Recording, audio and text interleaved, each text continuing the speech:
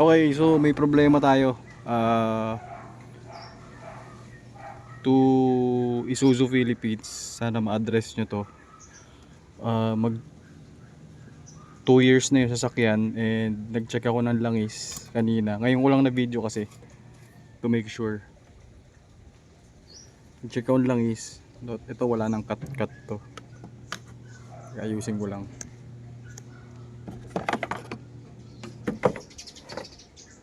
Pwesto ko lang.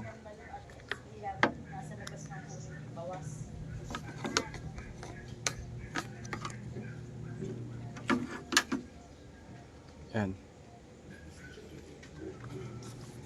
Tutusok ulit para sure.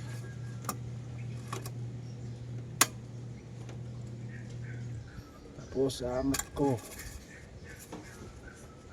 Ang nakita ko sa dipstick ay kalahati. Ito ba yan?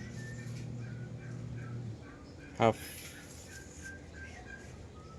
Half siya oh.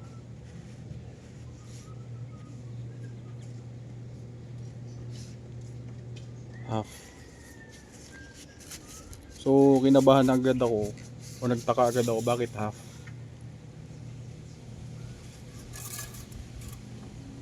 Pangatlong ano ko na to, pangatlong suksok ko na to. Sige, subukan na pa natin pang-apat. Kaya pala feel ko medyo magaspang kasi half yung oil. Oh. Di mo naman pwedeng sabihin meron dito. Kasi ito tumatama sa bibig kaya nagkakaroon ng ganyan. So ito talaga siya, half.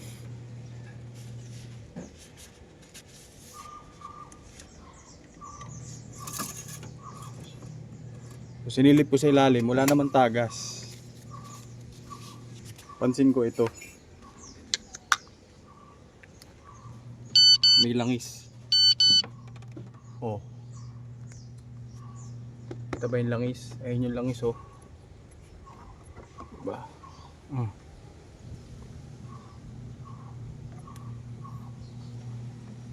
So pasok to sa warranty.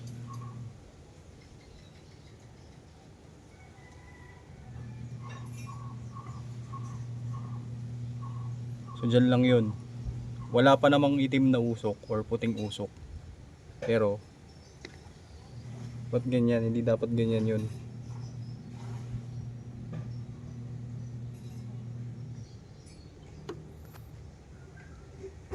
Okay, yun lang.